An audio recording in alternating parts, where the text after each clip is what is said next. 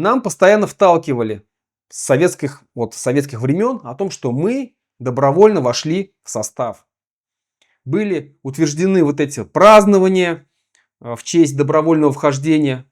Вот такое пышное празднование было в 400-летие вхождения башкирских земель в состав Московского государства. Потом 450-летие. Была установлена вот это вот так называемый монумент дружбы, стелла. Дружба народов, русского и башкирского народа. Как раз, кстати, кто не знает, эта стела, этот монумент установлен именно на тех землях, на том самом месте, где было лобное место, где казнили башкир. Наших башкир, наших батыров, которые поднимали восстание, которые вели войны с этими московскими захватчиками.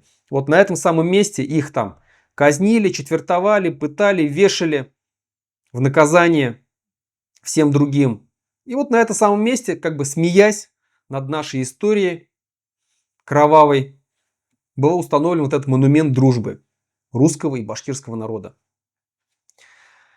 Всем историкам, всем писателям было приказано постоянно везде писать, упоминать, придумывать, обрисовывать, как это все это происходило. Добровольное якобы вхождение башкир в состав Московского государства. На самом деле ничего подобного не было. Было завоевание и покорение.